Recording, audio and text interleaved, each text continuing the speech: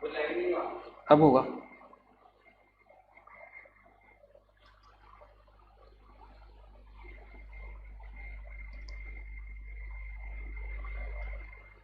Hello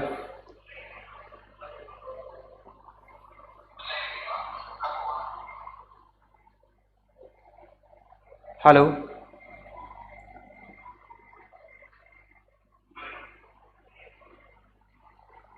hello दोस्तों, उस time पे थोड़ी टेक्निकल प्रॉब्लम आ गई थी, उसके कारण आपके लाइव क्लास को रोकना पड़ा। तो वापस शुरू करते हैं लाइव क्लास को। आ जाइए, जुड़ जाइए आप वापस लाइव क्लास में।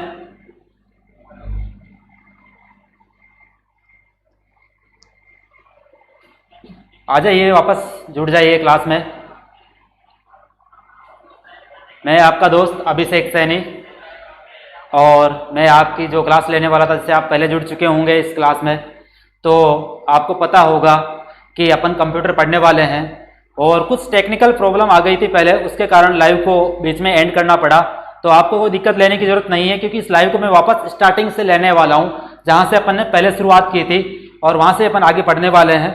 तो करते हैं शुरू आज की लाइव को, और लेते हैं पहला टॉपिक। जैसे मैं देख पा रहा हूँ यहाँ पे, अपना नाम बता दीजिए, क्योंकि यहाँ पे 3 बच्चे आ चुके हैं, तो अगर जो भी हो अपना नाम लिख दीजिए। और अगर आपको वॉइस और ऑडियो क्वालिटी अच्छी आ रही है तो आप कमेंट भी कर सकते हैं, आपको नीचे एक कमेंट का बटन दिया गया होगा। और अगर आपके हमारे वीडियो से थोड़ा सा भी फायदा होता है तो आप हमारे वीडियो को शेयर, लाइक और चैनल को सब्सक्राइब कर सकते हैं। और शुरू करते हैं आज का वीडियो। आज का वीडियो जो कि कंप्यूटर की मैराथन क्लास रखा गया था, उसमें टेक्निकली प्रॉब्लम आ गई थी सुबह, तो उसके कारण उस क्लास को स्टॉप किया था। तो चलते हैं। जैसे आप देख पा रहे हैं, what is a computer, computer क्या है। तो जैसे आप सभी जानते होंगे, कंप्यूटर लगभग सभी ने देखा होगा, कई बच्चों ने RSIT का कंप्यूटर कोर्स भी किया होगा, तो वह कंप्यूटर के बारे में जानते भी होंगे। और लगभग कंप्यूटर, अभी ऐसा कोई क्षेत्र नहीं है जहां पे कंप्यूटर का यूज नहीं होता। आप हॉस्पिटल में जाओ, वहां भी आपको कंप्यूटर देखने को मिल जाएगा।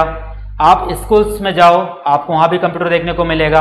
आप कॉलेज में जाओ, आपको हर जगह पे कंप्यूटर देखने को मिलेगा। यानी कोई ऐसा क्षेत्र नहीं है जहां पर कंप्यूटर का यूज नहीं होता। तो कंप्यूटर एक ऐसी इलेक्ट्रॉनिक डिवाइस है। कंप्यूटर क्या है? एक इलेक्ट्रॉनिक डिवाइस है जो यूजर द्वारा दिए गए इनपुट डेटा में प्रक्रिया, सूचना और रिजल्ट के रूप में प्रदान करता है। यानी यूजर क्या करता है? कंप्यूटर को इनपुट देता है। यानी इनपुट का मतलब, जैसे आपने 2 + 2, यानी इस तौर पे आपने क्या किया? कंप्यूटर को इनपुट दिया 2 + 2, और कंप्यूटर क्या करेगा? उसको प्रोसेस करेगा, और प्रोसेस करके आपको क्या देगा? रिजल्ट देगा। यानी क्या देगा? 4।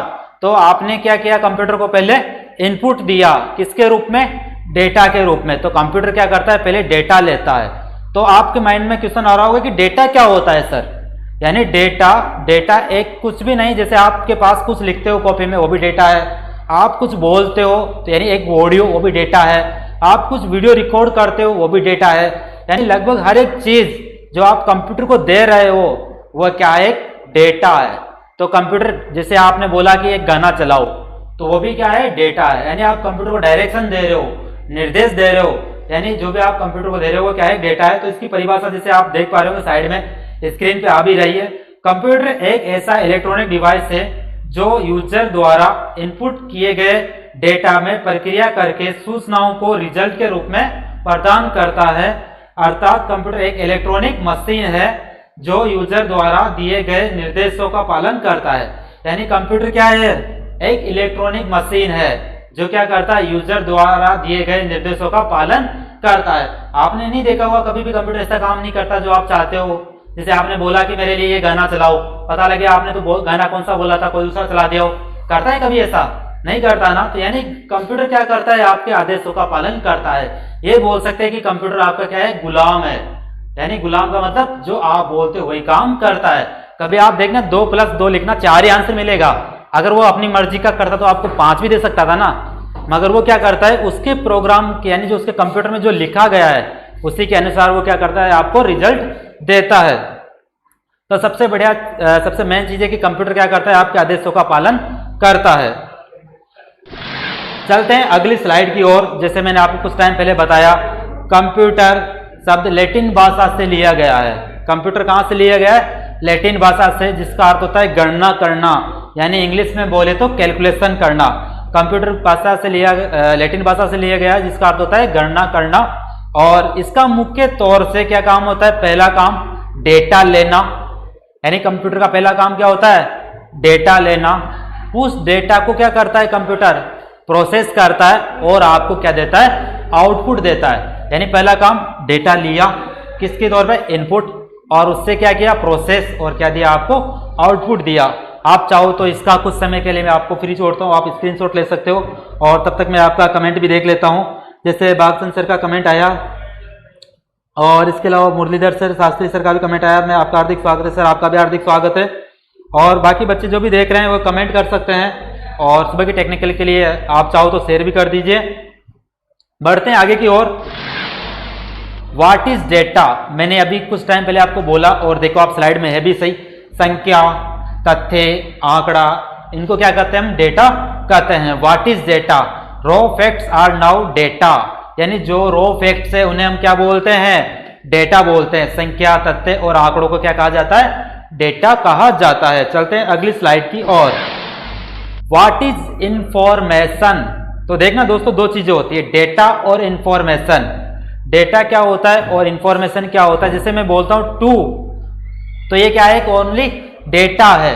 मगर मैं बोल देता हूं 2 kg, तो ये क्या बन जाती है? इंफॉर्मेशन। आपको पता लग रहा है कि 2 किलो की बात कर रहे हैं। 2 किलो जैसे सेब हो सकते हैं, आपका राशन हो सकता है, कुछ भी हो सकता है। तो अगर मैं बोलता हूं ओनली 2, तो क्या है? ओनली वो, और एक नंबर है, वो उसे क्या बोलेंगे हम? डेटा बोलेंगे। मगर अगर उसके आगे लगाता हूं मैं कुछ नंबर, जैसे 2 नग, तो दर्जन, 2 दर्जन यानी 2 दर्जन। अब 2 दर्जन क्या हो सकते हैं? केले हो सकते हैं। तो अगर नॉर्मली 2 है तो वो क्या है? ओनली डेटा है।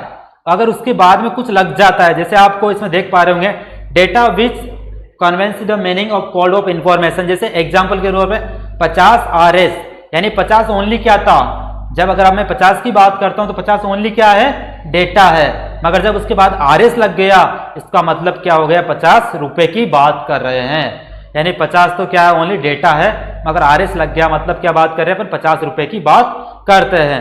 अर्थात डेटा को, अर्थपूर्ण डेटा को सूचना या इंफॉर्मेशन भी कहते हैं। यानी जिन डेटा का अर्थ मिलता है आपको, यानी जैसे 50 का आपको समझ नहीं पा रहे कि 50 क्या है, मगर जैसे RS लगता है तो उसका कोई ना कोई मीनिंग हो गया, कोई ना कुछ उसका अर्थ हो गया, तो उसी क्या कहेंगे हम?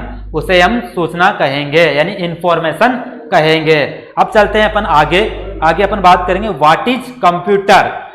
कंप्यूटर क्या है? अगर आप बोलोगे नॉर्मल सर कंप्यूटर क्या? कंप्यूटर ही है। मगर कंप्यूटर नहीं, उसका भी कुछ मीनिंग है, जिसकी भी कुछ फुल फॉर्म है, जो कि मैं आपको दिखाने जा रहा हूं। आप जैसे स्क्रीन पर साइड में देख पा रहे होंगे, C for commonly, O for operated, M for machine, P for particularly, U for use for, और T for trade, E for education, R for research. यानी कंप्यूटर का सामान्य रूप से काम में आने वाली, यानी C का मतलब हो गया कॉमनली यानी सामान्य रूप से, O का हो गया ऑपरेट यानी काम में आने वाली, M फॉर हो गया मशीन, और जो P फॉर है पार्टिकुलरली यानी जो विशेष काम के लिए बनाई गई। ऐसा तो है नहीं कि कपड़े धोने के लिए आप कंप्यूटर का यूज कर लो। कंप्यूटर का यूज क्या होगा? एक ऑफिस में काम होगा, या नॉर्मली जो काम के लिए बनाई गई उसी लिए काम के लिए काम लेंगे। यानी विशेष रूप के लिए कोई मशीन बनाई गई है, वह क्या है? आपका एक कंप्यूटर है। आप उसका हर जगह काम पर नहीं ले सकते। उसके बाद है यूज फॉर, यानी काम आती है, एक विशेष रूप में काम आती है।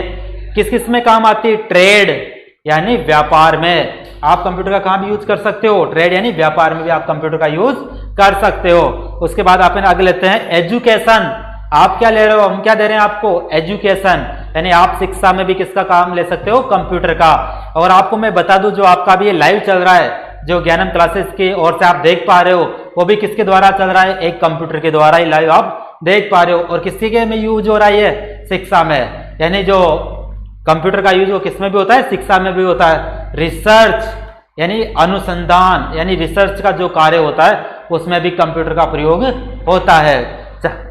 चलते हैं अपन आगे की ओर। आप चाहो तो इसका स्क्रीनशॉट ले सकते हो।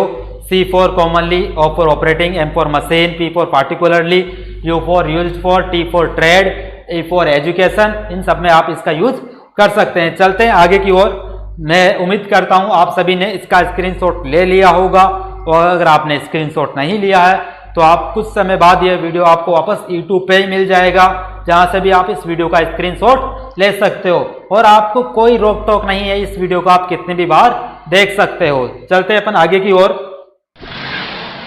आपको जैसे एक कंप्यूटर दिख पा रहा होगा स्क्रीन पर, कंप्यूटर जिसमें आपको एक मॉनिटर दिख रहा है और एक डेस्कटॉप मॉनिटर जो देख पा रहे हो आप, एक CPU दिख रहा है और एक कीबोर्ड दिख रहा है और एक माउस दिख पा रहा है, जैसे आप साइड में देख पा रहे होंगे, मॉनिटर, कीबोर्ड और माउस। अब चलते हैं आगे। आगे आ रहा है जनरेशन ऑफ कंप्यूटर, हिंदी में बोले तो कंप्यूटर की पीढ़ियां। क्या? कंप्यूटर की पीढ़ियां। तो कंप्यूटर की पीढ़ियां आपको हर बुक्स में इंटरनेट पे अलग अलग मिल सकती है।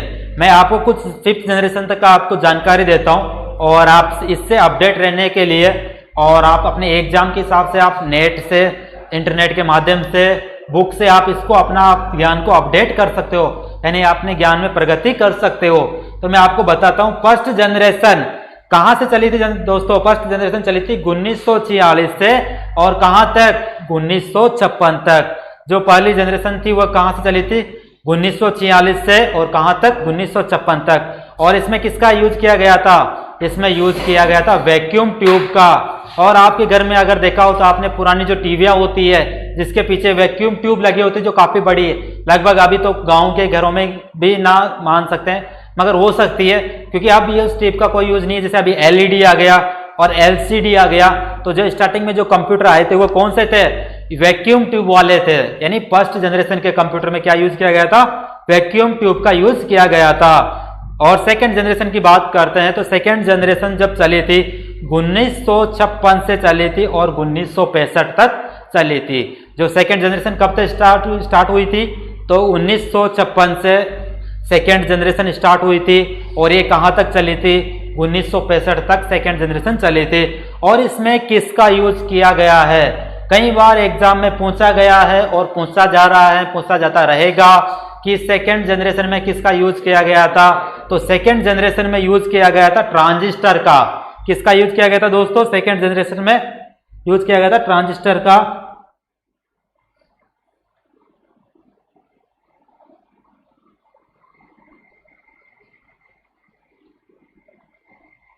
ठीक है दोस्तों, चलते हैं आगे की ओर।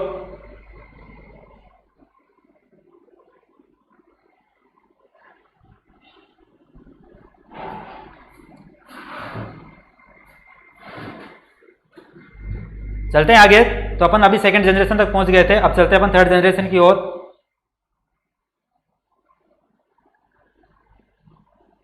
दोस्तों आपको वॉइस वगैरह प्रॉपर आ रही है? वीडियो अटक तो नहीं रहा है आपके पास? अगर वीडियो वगैरह अटक रहा हो तो आप बता दीजिए कमेंट करके कि आपको वॉइस वगैरह आ रही है। वीडियो अगर अटक रहा हो तो बता दीजिए सर। वॉइस वगैरह में कोई दिक्कत नहीं है?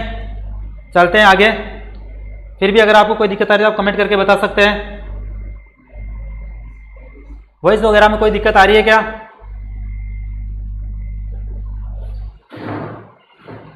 ठीक है, चलते हैं आगे। वॉइस मैं उम्मीद करता हूं कि आपको वॉइस वगैरह में कोई दिक्कत नहीं आ रही होगी। थर्ड जनरेशन दोस्तों, थर्ड जनरेशन चालू हुआ था 1966 से और ये चला था 1975 तक। थर्ड जनरेशन कब से स्टार्ट हुआ था? 1966 से स्टार्ट हुआ था और ये चला था 1965 तक। और इसमें किसका यूज किया गया था? IC यानी इंटीग्रेटेड सर्किट। जो थर्ड जनरेशन थी उसमें किसका यूज किया गया था? IC का, इंटीग्रेटेड सर्किट। तो चलते हैं दोस्तों आगे। अब लेते हैं अपन बात करते हैं फोर्थ जनरेशन की। किसकी बात करते हैं? फोर्थ जनरेशन की। तो फोर्थ जनरेशन में दोस्तों मैं आपको बता दूं, बिल्कुल अभी एक जानकीलाल मीणा का कमेंट आया, सर जी सही तरह से हो रहा है, धन्यवाद जानकीलाल, आपने कमेंट किया हमें बताने के लिए। चलते हैं हम आगे। जो बात कर रहे हैं फोर्थ जनरेशन की, फोर्थ जनरेशन चला था 1976 से 1980 तक। दोस्तों फिर ध्यान से सुनिए, फोर्थ जनरेशन कब चला था?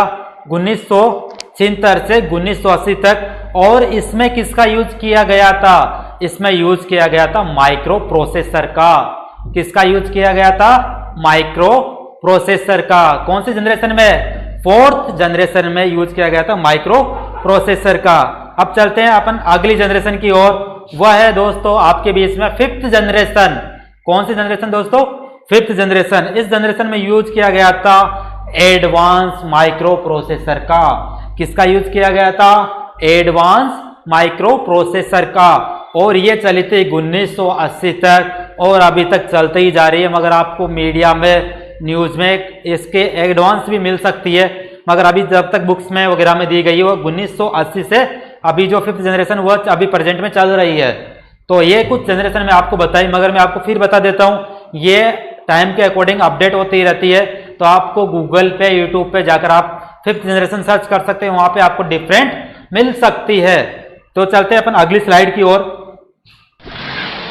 अगली स्लाइड में आपको कंप्यूटर सिस्टम दिख पा रहा होगा, जैसे आपको मेरे राइट साइड में कंप्यूटर सिस्टम का डायग्राम दिख पा रहा होगा। तो उस डायग्राम में देखना एक छोटा सा बच्चा बैठा हुआ है। कौन बैठा हुआ? एक छोटा सा बच्चा। वह क्या कर रहा है? अपने डेटा को इनपुट करा रहा है। क्या करा रहा है? डेटा को इनपुट। डेटा इनपुट ऐसे भी हो सकता है, जैसे आपको बोला कि आप गाना चलाओ, तो आपने क्या दिया? कंप्यूटर को आदेश दिया। यानी जो यूजर होता है, जो भी कंप्यूटर को यूज करता है, यूजर जरूरी नहीं कंप्यूटर में ही हो, यूजर अगर आप एक मोबाइल का यूज करते हो तो मोबाइल में भी क्या होता है? आप मोबाइल के लिए क्या बन गए? यूज। यानी यूजर कौन होता है? जो उस डिवाइस का यूज कर रहा है। यानी आप मोबाइल को चला रहे हो तो आप मोबाइल के लिए कौन हो? यूजर हो। अगर आप बाइक चला रहे हो तो बाइक के लिए भी आप कौन हो? यूजर हो। यानी आप किसी भी डिवाइस का अगर आप यूज कर रहे हो तो वह क्या है? आप उसके लिए यूजर हो। तो यूजर क्या करता है? डिवाइस को आदेश देता है, यानी इनपुट देता है। तो यूजर ने क्या किया? इनपुट दिया। वह कहाँ गया? प्रोसेसर में गया। प्रोसेसर ने क्या किया? उसको प्रोसेस किया और वह कहाँ गया? आउटपुट में। मगर आप डायग्राम में देख पा रहे हो यहाँ पे 3 चीजें दिख रही है आपको, और एक चौथी चीज मेमोरी भी है। तो इनपुट, प्रोसेस, आउटपुट और एक मेमोरी। तो मैं आपको समझाता हूं इनका क्या यूज होता है। जैसे मान लो यूजर है एक छोटा सा लड़का, उसने क्या कि मेरे को एक गाना चलाओ, तो उसने क्या दिया? अपना इनपुट दिया आदेश के रूप में कि मेरा एक गाना प्ले करो। तो वो कहाँ गया? प्रोसेसर के पास। प्रोसेसर को अपन कंप्यूटर का दिमाग भी बोलते हैं। सीपीयू, सेंट्रल प्रोसेसिंग यूनिट, वह क्या है? कंप्यूटर का दिमाग है। तो यूजर ने क्या बोला कि मेरे लिए गाना चलाओ, उसने क्या किया? कंप्यूटर को आदेश दिया। अब क्या किया? प्रोसेसर ने आदेश को सुना, क्योंकि वो तो उसका गुलाम है। यानी कंप्यूटर का जो यूजर है उसने क्या किया? आदेश दिया कि सर मेरे लिए गाना चलाओ। तो कंप्यूटर ने उसका आदेश माना और क्या किया? गाना चलाया। मगर गाना कहां से ढूंढेगा वह? क्योंकि गाना तो उसके पास तो है नहीं।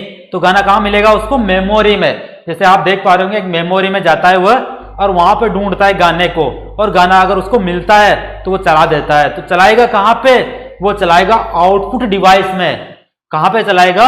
आउटपुट डिवाइस में। देखना आउटपुट डिवाइस क्या होती है? जो आपको दिखता है, जहां से आप सुनते हो, वह क्या है? Output device. जहां से आप देख पाते हो और जहां से आप कानों के द्वारा सुन पाते हो, वह सब क्या है? आउटपुट डिवाइस है। जैसे आपने बोला कि गाना चलाओ, तो कहां गया? प्रोसेसर में गया। प्रोसेसर ने गाने को ढूंढा। कहां से ढूंढा? मेमोरी से। वहां से उस गाने को लाया और कहां से चलाया? आउटपुट डिवाइस के द्वारा। आउटपुट डिवाइस के द्वारा आपको दिखाया भी सही और आपके स्पीकर के द्वारा आपको सुनाया भी सही। मगर दोनों क्या है?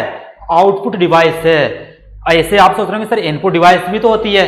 हाँ, इनपुट डिवाइस भी होती है। जैसे आप कीबोर्ड, आपका माउस, आपका माइक्रोफोन, आपका स्कैनर, ये सभी क्या है?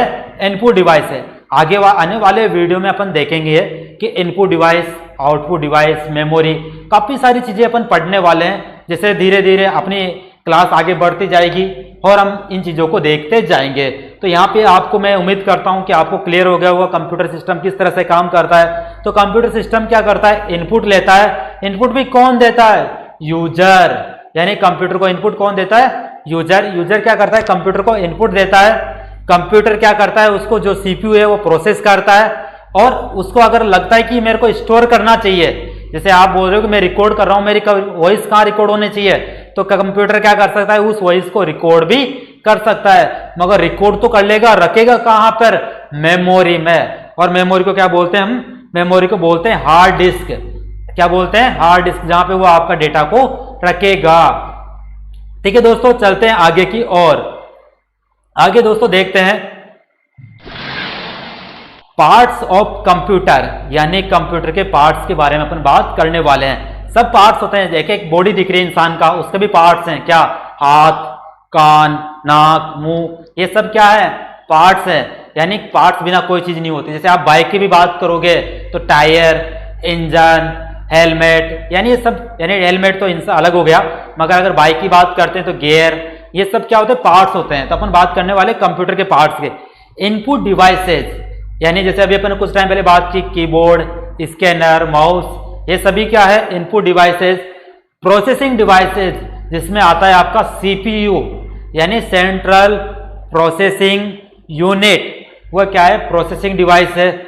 स्टोरेज डिवाइसेज, स्टोरेज डिवाइसेज क्या होता है, आपकी मेमोरी, जिसमें आप डेटा को क्या करते हो, स्टोर करते हो। डेटा को क्या करते हो, आप स्टोर करते हो। वह कौन सी डिवाइस है, स्टोरेज डिवाइस है, जहां पे डेटा को आप स्टोर करते हो। उसके बाद आता है आउटपुट डिवाइसेज, क्योंकि आपको सुनना भी तो है, आपको देखना भी तो है, तो आपको क्या चाहिए, आउटपुट डिवाइसेज भी चाहिए। जैसे कि आपका कीबोर्ड है, मॉनिटर है, स्पीकर है, ये सभी क्या है, आपकी आउटपुट डिवाइस है। चलते हैं अपन आगे की ओर। टाइप्स ऑफ कंप्यूटर के प्रकार, यानी कंप्यूटर के प्रकार के बारे में अपन बात करने वाले हैं। अब देखना, कंप्यूटर को 3 भागों में बांटा गया है। क्या, कौन कौन से, आप जैसे देख पा रहे होंगे, कार्य प्रणाली के आधार पर। किसके आधार पर बांटा गया, कार्य प्रणाली के आधार पर, और इंग्लिश में बोले तो बेस्ड और ऑन मैकेनिज्म, यानी कार्य प्रणाली के आधार पर। दूसरा है उद्देश्य के आधार पर। किसके आधार पर दोस्तों, उद्देश्य के आधार पर। और तीसरा है आकार के आधार पर, यानी साइज के आकार पर। तो 3 हो गए। कंप्यूटर को किस भागों में बांटा गया, पहला कार्य प्रणाली के आधार पर, दूसरा उद्देश्य के आधार पर, और तीसरा आकार के आधार पर। कंप्यूटर को 3 भागों में बांटा गया, पहला कार्य प्रणाली के आधार पर, दूसरा उद्देश्य के आधार पर, तीसरा आकार के आधार पर। अब अपन इनको एक एक करके आगे पढ़ते हैं। चलते हैं अगली स्लाइड पे।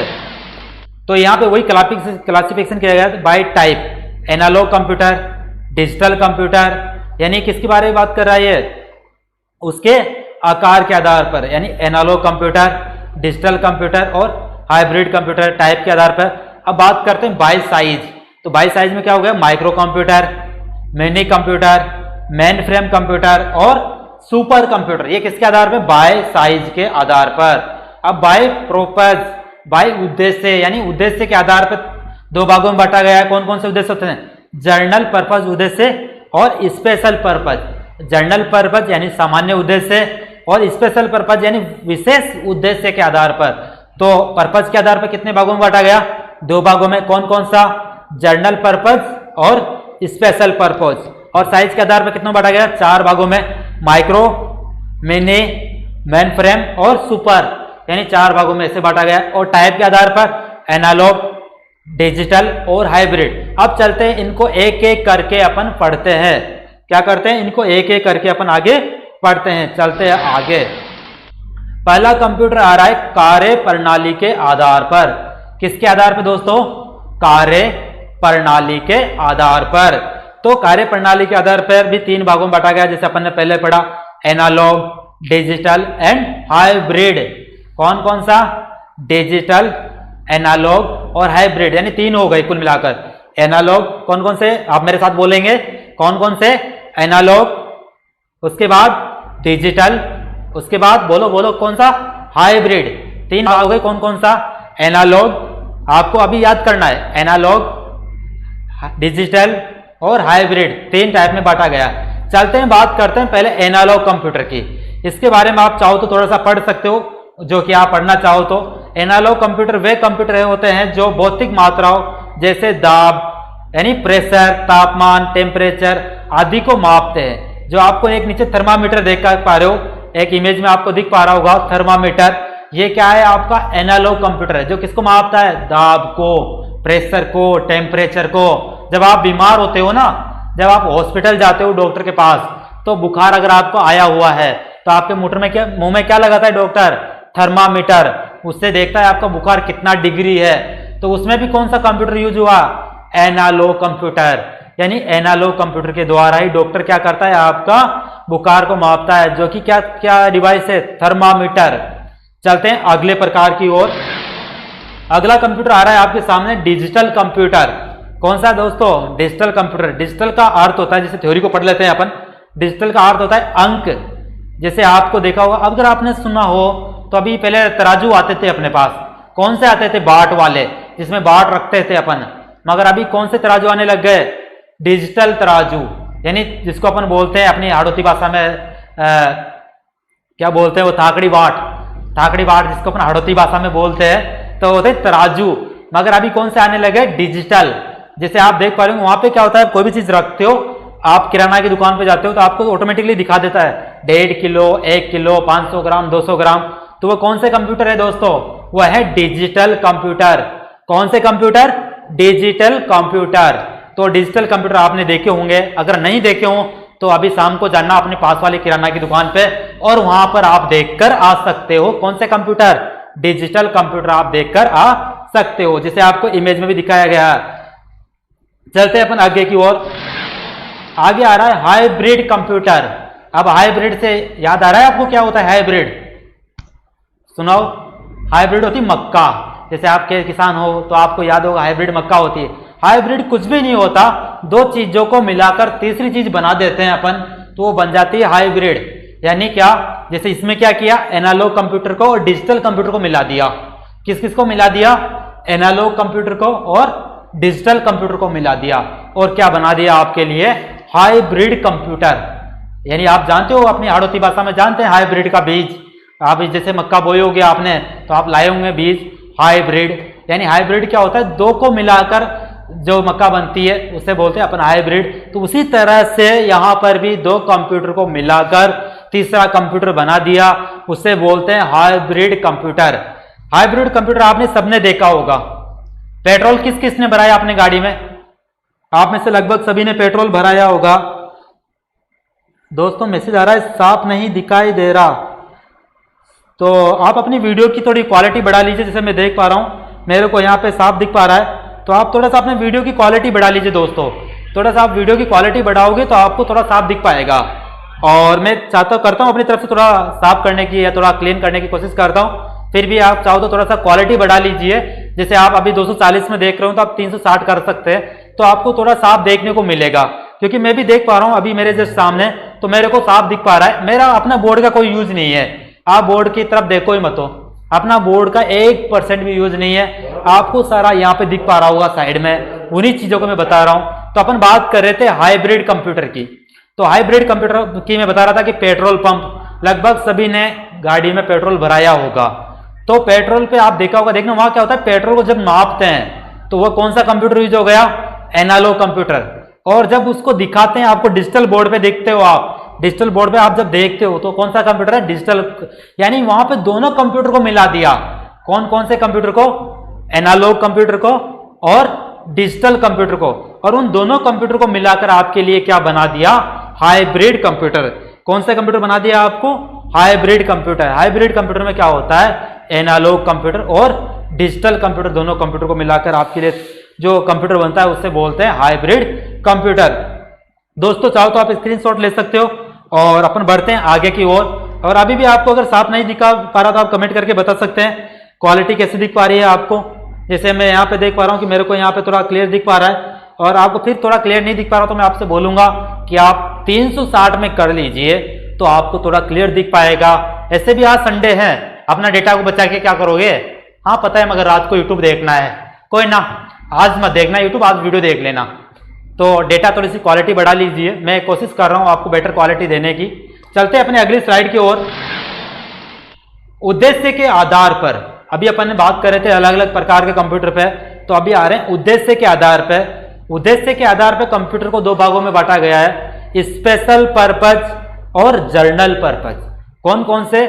स्पेशल पर्पज और जर्नल पर्पज। स्पेशल का मतलब आप समझ गए होंगे, कोई विशेष कार्य के लिए कोई कंप्यूटर को अगर बनाया जाता है तो होता है स्पेशल पर्पज। जैसे यहाँ पे थोड़ा सा पढ़ लेते हैं अपन। स्पेशल पर्पज कंप्यूटर ऐसे कंप्यूटर है जिन्हें किसी विशेष कार्य के लिए तैयार किया जाता है। इनके सीपीयू में की क्षमता उससे कार्य के अनुरूप, यानी जो भी काम आप विशेष कार्य के लिए बनाए जाते हो उसी अकॉर्डिंग उसका सीपीयू बनाया जाता है। जैसे मैं आपको बता दूं, हमने जब यहाँ क्लास का स्टार्ट किया तो हमने भी हमारा जो कंप्यूटर उसको विशेष कंप्यूटर बनवाया, क्योंकि क्या होता है हर कार्य के अकॉर्डिंग, यानी उसके अनुसार हमें कंप्यूटर को थोड़ा अपग्रेड कराना होता है। उसमें कितनी रैम होनी चाहिए, उतना कितने हार्ड डिस्क होना चाहिए, यानी उस अकॉर्डिंग अपन कंप्यूटर को बनवा सकते हैं। तो वो सारे कंप्यूटर क्या होते हैं, विशेष कंप्यूटर होते हैं, स्पेशल पर्पज के लिए बनाए जाते हैं, वो होते हैं स्पेशल पर्पज। जैसे आप उदाहरण में देख पा रहे हो, जैसे अंतरिक्ष विज्ञान, मौसम विज्ञान, उपग्रह अनुसंधान, यातायात नियंत्रण, कृषि विज्ञान, इन सब कंप्यूटर को क्या कहते हैं, स्पेशल पर्पज। यानी वो सारे कंप्यूटर कौन से हैं, जो स्पेशल पर्पज के लिए बनाए गए हैं, वो सारे कंप्यूटर होते हैं स्पेशल पर्पज के आधार पर। अगली बात करते हैं जर्नल पर्पज, जो हम सभी लोग बाग यूज करते हैं। जैसे गवर्नमेंट ने भी आपको दिए हैं कंप्यूटर, जैसे राहुल गांधी के, अशोक गहलोत के टाइम भी आपको कंप्यूटर मिले होंगे, वसुंधरा राजे के टाइम पे भी आपको कंप्यूटर मिले होंगे। तो वो नॉर्मली कंप्यूटर आप ई मित्र की दुकान पे देखते हो, वो सारे कंप्यूटर कौन से होते हैं, जर्नल पर्पज कंप्यूटर। जैसे आपके घरों में भी कई दोस्तों के पास, कई मित्रों के पास कंप्यूटर होंगे, कई भाइयों के पास कंप्यूटर होंगे, वो सारे कंप्यूटर कौन से हैं दोस्तों, वह है जर्नल पर्पज। क्योंकि अपना कोई स्पेशल ज्यादा काम नहीं होता, अपने को गाने चलाने होते हैं और अपने को एक्सेल वर्ड चलाना होता है, तो अपन स्पेशल पर्पज कंप्यूटर नहीं बनवाते, अपन क्या बनाते हैं, नॉर्मल जर्नल पर्पज कंप्यूटर बनवाते हैं। तो इसमें नॉर्मली जैसे आप देख भी पा रहे हो उदाहरण में, डॉक्यूमेंट तैयार करना, प्रिंट लेना, वीडियो चलाना, उन सब काम के लिए जो कंप्यूटर काम में लिया जाता है, वो उस कंप्यूटर को क्या कहते हैं, अपन जर्नल पर्पज कंप्यूटर कहते हैं। चलते हैं आगे,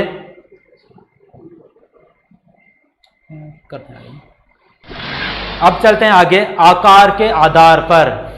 किसके आधार पर दोस्तों, आकार के आधार पर। आकार के आधार पर 3 भागों में बांटा गया है। जैसे नॉर्मली अभी तो 3 दिख रहे हैं, आगे भी एक और है। तो सुपर कंप्यूटर, पहला कौन सा कंप्यूटर, सुपर कंप्यूटर। इसके बारे में पढ़ लेते हैं कि क्या कहते हैं, आप भी हमारे साथ पढ़ सकते हो, आपको भी दिख रहा होगा। ये सबसे अधिक गति वाले कंप्यूटर व अधिक क्षमता वाले कंप्यूटर होते हैं। नाम ही क्या है उसका, सुपर कंप्यूटर। अगर आप किसी से भी बोलते हैं ना सुपर मत बन, सुपर से ऊपर, यानी जो सुपर कंप्यूटर है वो क्या होते हैं, अधिक क्षमता वाले होते हैं। उनमें हार्ड डिस्क भी काफी बड़ी होती है, उनमें रैम भी काफी होती है और हाई जनरेशन के होते हैं। वो सारे कंप्यूटर कौन से होते हैं, सुपर कंप्यूटर। जैसे इसमें देख पा रहे हो, इनमें एक से अधिक सीपीयू लगे होते हैं। जो सुपर कंप्यूटर होते हैं उसमें अधिक सीपीयू भी होते हैं और ये सबसे महंगे भी होते हैं। जो सबसे महंगे कौन से कंप्यूटर होते हैं दोस्तों, सुपर कंप्यूटर सबसे महंगे कंप्यूटर होते हैं। कौन से महंगे कंप्यूटर होते हैं, सुपर कंप्यूटर सबसे महंगे कंप्यूटर होते हैं। आगे बात करते हैं मिनी कंप्यूटर की। माइक्रो कंप्यूटर से कुछ अधिक क्षमता वाले जो यानी मिनी कंप्यूटर क्या होते हैं, माइक्रो कंप्यूटर से थोड़ी अधिक क्षमता वाले होते हैं, उन्हें क्या बोलते हैं अपन, मिनी कंप्यूटर कहते हैं। इसमें अधिक से अधिक सीपीयू हो सकते हैं, इनमें यानी उससे तो कम रहेगा, सुपर कंप्यूटर से तो कम रहेगा। और इनका यूज कहाँ होता है, यात्रियों के लिए, यानी यात्रियों के लिए आरक्षण प्रणाली में संचालन, बैंकिंग में, यानी आप जैसे बैंकों में, अपने टोल प्लाजा पे, इन सभी जगह देखिए वो एक मिनी कंप्यूटर होते हैं, ज्यादा बड़े कंप्यूटर नहीं होते नॉर्मली। आगे बात करते हैं मेन फ्रेम कंप्यूटर की। जैसे आप चाहो तो स्क्रीनशॉट ले सकते हो, आपको जो अपने राइट साइड में दिख रहा होगा, मेरे राइट साइड में, main frame computer mini computer से कुछ अधिक गति व क्षमता वाले होते हैं। क्या होते हैं, कुछ अधिक गति और क्षमता वाले होते हैं, मेन फ्रेम कंप्यूटर कहलाते हैं। ये कंप्यूटर आकार में बहुत बड़े होते हैं, यानी एग्जाम में आ जाता है आपके कि आकार में सबसे बड़े कंप्यूटर कौन से, तो मेन फ्रेम कंप्यूटर आकार में क्या होते हैं, बहुत बड़े होते हैं। मैं कहीं और जगह से देख के नहीं बोल रहा, आपको जो साइड में दिख रहा है वो मेरे को भी मेरे सामने दिख पा रहा है, तो आप भी अपने साइड में जो राइट साइड में दिख रहा है वहां से आप पढ़ सकते हो। अत्यधिक मात्रा तीव्र यानी कि प्रोसेसिंग भी काफी अधिक होती है, इसलिए इनका प्रयोग बड़ी बड़ी कंपनियां करती है। मेन फ्रेम कंप्यूटर का कौन यूज करती है, बड़ी बड़ी कंपनियां यूज करती है। बन्ना राज हाय 08 RJ08 hi sir, thank you आपको भी। और इसके अलावा एक कमेंट और आया जगदीश जी लोधा का, जी सर, अच्छा। और कई कमेंट्स आ रहे हैं धीरे धीरे। सभी का हमारे इस YouTube चैनल ज्ञानम ऑनलाइन क्लासेस पे स्वागत है। और कोई भी आपको कमी लगती है, कुछ भी प्रकार की, तो आप कमेंट करके जरूर बता सकते हैं। थोड़ी वॉइस को धीरे करना हो, आपको लगता हो मैं थोड़ा तेज बोल रहा हूँ तो मैं धीरे बोल सकता हूँ, और आपको थोड़ी ऑडियो वीडियो क्वालिटी में कोई कमी लगती है तो आप वो भी हमें बोल सकते हो, हम उसका थोड़ा सुधार करने के प्रयास करेंगे। तो अपन चलते हैं आगे की ओर। जैसे मैं बता रहा था मेन फ्रेम कंप्यूटर की, जैसे गूगल है, अमेजोन है, ये सारी कौन से कंप्यूटर का यूज करती है, मेन फ्रेम कंप्यूटर का यूज करती है। अब आ रहा है माइक्रो कंप्यूटर।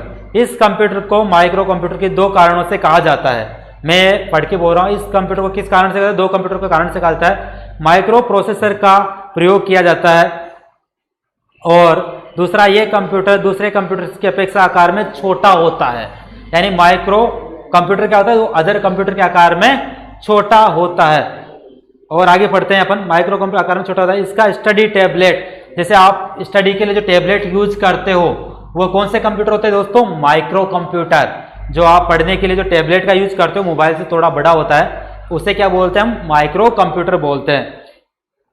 और आगे चलते हैं, डेस्कटॉप कंप्यूटर, जो इसको आप पढ़ सकते हो, ये आपको नॉर्मली पढ़ने के लिए मिल जाएगा, टैबलेट जिसका मेन उदाहरण है। अब चलते हैं अपन डेस्कटॉप कंप्यूटर की ओर। डेस्कटॉप कंप्यूटर एक ऐसा कंप्यूटर जिसे डेस्क पर सेट किया जाता है। जैसे संधि विच्छेद अगर आप कर सको तो डेस्कटॉप यानी डेस्क पर रखकर अपन काम लेते हैं, उस कंप्यूटर को क्या बोलते हैं?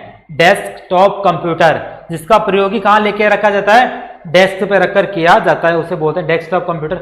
जिसमें एक अलग से मॉनिटर होता है, जिसमें एक अलग से सीपीयू होता है, जिसमें एक अलग से कीबोर्ड, माउस, वो सारे कौन से कंप्यूटर होते हैं? डेस्कटॉप कंप्यूटर, जो कि लगभग आपको हर एक मित्र वाले की दुकान पर देखने को मिल जाएगा। कहाँ देखने को मिल जाएगा? आपको हर एक मित्र वाले की दुकान पर आपको देखने को मिल जाएगा। कौन सा कंप्यूटर? Desktop computer. इसके अलावा लैपटॉप भी होता है, जिसको आप अपने साथ कैरी कर सकते हो। कैरी का मतलब होता है कहीं भी आप आसानी से ले जाया जा सकता है। वो कौन सा कंप्यूटर होता है दोस्तों? वो होता है लैपटॉप। चलते हैं आगे की ओर। अब ये उसके बारे में कुछ छोटा सा संक्षिप्त में यानी सारांश में बोल सकते हैं, वो दिया गया है। एनालॉग कंप्यूटर वे कंप्यूटर होते हैं जो भौतिक मात्राओं जैसे दाब आदि को मापता है। यानी पहला कौन सा? एनालॉग कंप्यूटर, जो किसको मापता है? भौतिक दाब मात्रा आदि को मापता है। तो एग्जाम में क्वेश्चन आ जाता है कि दाब मात्रा आदि तापमान आदि को मापने के लिए कौन सा कंप्यूटर का प्रयोग किया जाता है? तो वह कंप्यूटर का प्रयोग किया जाता है एनालॉग। सबसे बेटर याद रखने के लिए आप जो बुखार आता है आपको तब कौन सा लगाता है? थर्मामीटर। वह कौन सा कंप्यूटर है? Analog computer. अगला कंप्यूटर डिजिटल कंप्यूटर, जो अंकों की गणना के लिए, उसका अगर एग्जाम में क्वेश्चन आता है तो आपके माइंड में सबसे पहला एग्जाम्पल आना चाहिए तराजू का, डिजिटल कांटा, जिसको क्या बोलते हैं हिंदी में? डिजिटल कांटा। जिसका आप किसका उदाहरण है? ये डिजिटल कंप्यूटर का। अगला कंप्यूटर हाइब्रिड कंप्यूटर, यानी कुल मिलाकर हाइब्रिड तो आप जानते ही हो, मक्का जो हाइब्रिड कंप्यूटर यानी दो कंप्यूटर को मिला दो। इसका सबसे बढ़िया उदाहरण है पेट्रोल पंप, जहां पर दोनों कंप्यूटर होते हैं, हाइब्रिड भी होता है और डिजिटल भी होता है। स्पेशल पर्पज यानी विशेष कार्य के लिए जो तैयार किया जाता है उसे स्पेशल पर्पज कंप्यूटर कहते हैं। और उसके बाद डेस्कटॉप कंप्यूटर, जैसे आप देख पाते हो लगभग वो सारे जनरल पर्पज के कंप्यूटर हैं। चलते हैं आगे। अब बात आती है कुछ आपने जो पढ़ा है, जो आपने सीखा है, उसका मूल्यांकन करने की। क्योंकि आज अपन ने ज़्यादा नहीं देखा, थोड़ा बहुत सीखा है, मगर उसका मूल्यांकन करना भी तो जरूरी होता है। तो मूल्यांकन करने के लिए मैं आपके सामने सबसे पहला क्वेश्चन लेके आया हूं, जो कि आपको कई बच्चों को पता होगा। एक बेसिक सा क्वेश्चन है, कंप्यूटर के आविष्कारक कौन है? तो आप अगर जो भी देख पा रहे हैं, तो अगर आपको आंसर पता है तो आंसर बता दीजिए। कंप्यूटर के आविष्कारक कौन है? मैं आपको 5 सेकंड का समय देता हूं और मैं आपके सामने आंसर लाने के प्रयास करूंगा। जैसे ऑप्शन आप देख ही पा रहे होंगे साइड में, तो मेरे को आंसर बोलने की जरूरत नहीं है। तो कंप्यूटर के आविष्कारक हैं चार्ल्स बेबेज। कौन है कंप्यूटर के आविष्कारक? Charles Babbage. इसमें आपका आंसर सी सही है। कौन है कंप्यूटर के आविष्कारक, जिसे कंप्यूटर का जनक भी कहा जाता है? दोस्तों एग्जाम में क्वेश्चन किसी भी तरह से आ सकता है। कंप्यूटर का जनक किससे कहा जाता है या आविष्कारक किससे कहा जाता है? तो वह है चार्ल्स बेबेज। कौन है दोस्तों? Option C. जैसे कि इसने आंसर दिया है नंदराज मीणा ने, सी। बिल्कुल नंदराज मीणा जी सही है, सही। मनीष चौहान, मनीष लोधा जी सर सही है, सी। चलते हैं अगली क्वेश्चन की ओर। इंपॉर्टेंट क्वेश्चन है, सबसे पहला कंप्यूटर का नाम क्या था? आपको मैं 5 सेकंड का समय देता हूं, जिसको भी आंसर पता है वो कमेंट में आंसर बताए। सबसे पहला कंप्यूटर का नाम क्या था? तो बताइए आंसर। मैं आपके आंसर का इंतजार कर रहा हूं। सबसे पहले कंप्यूटर का, जैसे मैं आपको आंसर का वेट कर रहा हूं, आंसर बता दीजिए। सबसे पहला कंप्यूटर का नाम क्या था? आंसर बताइए दोस्तों जल्दी से। बी, एनिक। ये आंसर मिला है मुझे मनीष चौहान जी की तरफ से।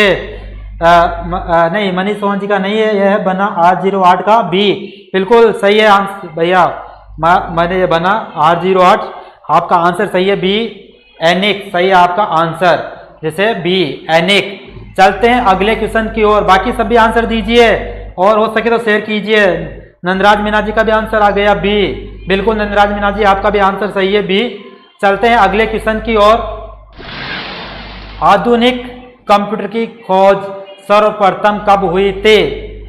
तो आप बताइए आंसर। आधुनिक कंप्यूटर की सर्वप्रथम खोज कब हुई थी? आपको राइट हैंड साइड में क्वेश्चंस भी दिख पा रहे होंगे। बताइए आंसर कब हुई थी? 5 सेकेंड का समय देता हूं मैं आपको और आंसर बताता हूं। इसका आंसर है सी, 1946 में आधुनिक कंप्यूटर की खोज हुई थी। कब हुई थी आधुनिक कंप्यूटर की सर्वप्रथम खोज? 1946 में आधुनिक कंप्यूटर की सर्वप्रथम खोज हुई थी। चलते हैं अगले क्वेश्चन की ओर। अगला क्वेश्चन आ रहा है आपके बीच में, कंप्यूटर के क्षेत्र में महान क्रांति कब से आई थी? तो आपके पास 5 सेकेंड का समय है, तो आप आंसर बता दीजिए। कंप्यूटर के क्षेत्र में महान क्रांति कब से आई थी? मैं आपके कमेंट का, आपके आंसर का इंतजार कर रहा हूं, तो आप जल्दी से कमेंट करके अपना आंसर बता दीजिए। क्वेश्चन है कंप्यूटर, अगला क्वेश्चन जो आप देख पा रहे हो, कंप्यूटर के क्षेत्र में महान क्रांति कब आई थी? और एक चीज बता दूं, मेरा आंसर आप वीडियो आप तक दिखने में 15 सेकंड का गैप होता है, तो आप बुरा ना माने कि सर हमारे कमेंट का जवाब नहीं दे पा रहे हो आप।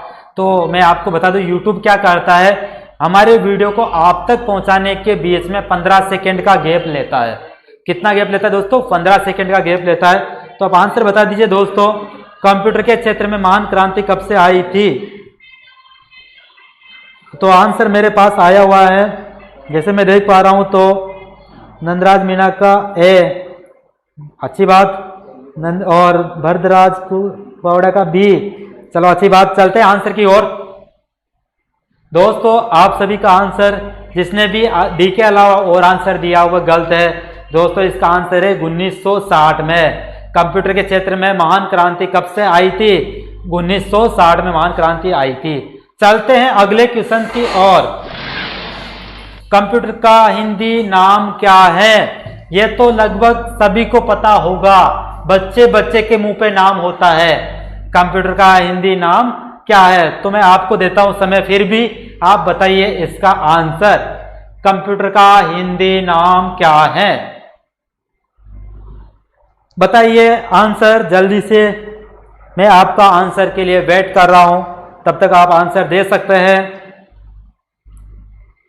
मैं उम्मीद करता हूं आपका आंसर आने में थोड़ा टाइम लगेगा, क्योंकि YouTube इस वीडियो को आप तक पहुंचाने का 15 सेकंड का समय लेता है। मगर अपना अगली क्लास हिंदी की जो आपके लिए बहुत जल्दी आने वाली है, तो समय की पाबंदी के कारण मैं आपको आंसर बता देता हूं इसका, और लगभग सबको आंसर पता है। इसका आंसर है संगणक।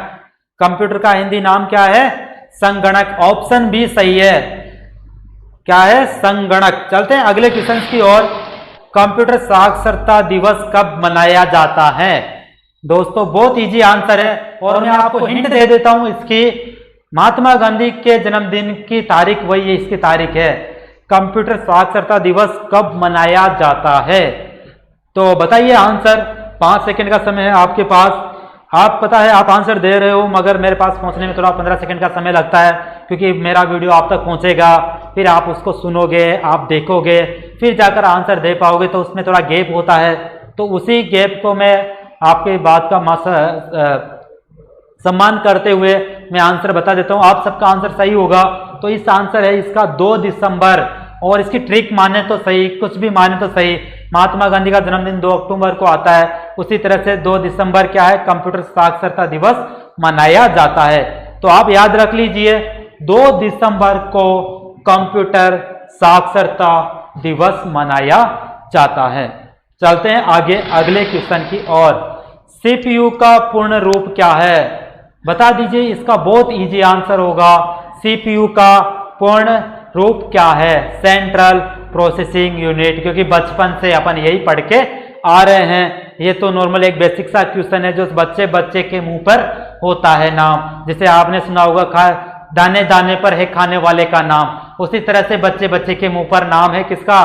सीपीयू का, सेंट्रल प्रोसेसिंग यूनिट। फिर भी मैं आपको आंसर दिखा देता हूं, इसका ऑप्शन ए सही है, सेंट्रल प्रोसेसिंग यूनिट। चलते हैं अगले क्वेश्चन की ओर। कंप्यूटर निम्नलिखित में से कौन सा कार्य नहीं कर सकता? आपके सामने 4 ऑप्शन है। कंप्यूटर निम्नलिखित में से कौन सा कार्य नहीं कर सकता? बता दीजिए आंसर। प्रोसेसिंग, जैसे मैंने आपको बताया, ए ऑप्शन हो ही नहीं सकता, क्योंकि प्रोसेसिंग तो उसका मेन कार्य है। उसके बाद सेकंड है अंडरस्टैंडिंग, तीसरा कार्य यानी इनपुटिंग यानी इनपुट देने का काम। डी ऑप्शन है आउटपुटिंग यानी आउटपुट देने का काम। तो बताइए इसका आंसर क्या होगा? इसका आंसर आपकी समय का सम्मान करते हुए मैं आंसर बता देता हूं। इसका आंसर होगा अंडरस्टैंडिंग। कंप्यूटर निम्नलिखित में कौन सा कार्य नहीं कर सकता? अंडरस्टैंडिंग नहीं कर सकता कंप्यूटर। कंप्यूटर क्या नहीं कर सकता? अंडरस्टैंडिंग नहीं कर सकता। चलते अगले क्वेश्चन की ओर।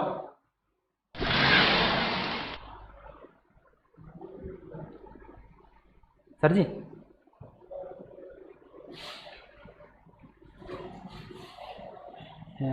ये पापा का नंबर है, कॉल करके दो क्लास में बार। पापा का नंबर है 54 यहाँ पे कॉल करके दो पापा का क्लास में 54 हाँ, तो दोस्तों कंप्यूटर द्वारा प्रोड्यूस किए गए परिणाम को क्या कहते हैं? बताइए आंसर। अगला क्वेश्चन है, कंप्यूटर द्वारा प्रोड्यूस यानी दिया गया और परिणाम को क्या कहते हैं? आपके सामने 4 ऑप्शन आप देख पा रहे होंगे, मेमोरी, डेटा, आउटपुट, इनपुट। तो इसका आंसर क्या होगा दोस्तों? बताइए आंसर। आंसर होगा दोस्तों इसका आउटपुट। क्या होगा आंसर इसका? आउटपुट। चलते हैं अगले क्वेश्चन की ओर। थैंक यू दोस्तों, ये कुछ क्वेश्चंस थे जो मैं आपके बीच लेके आया। और अगर दोस्तों आपकी क्लास अच्छी लगी हो तो आप अपने दोस्तों के साथ जरूर शेयर करें। और मैंने पहली बार क्लास ली है यहाँ पर, तो आपको थोड़ा कमी भी लगी हो तो अपना छोटा भाई समझकर क्षमा कर देना, और बाकी कोई दिक्कत नहीं है। तो आज की क्लास को यही समापन की ओर अग्रसर करते हैं। और मैं आपको बता दूं, कुछ ही समय बाद आपके सामने आपके favourite teacher Shri Muralidhar sir आपके लिए हिंदी की क्लास लेकर आ रहे हैं। तो आप उस क्लास को देखना ना भूलें। तो आपके लिए कुछ ही समय बाद हिंदी की क्लास इसी YouTube चैनल पर दूसरे लिंक पर चलने वाली है।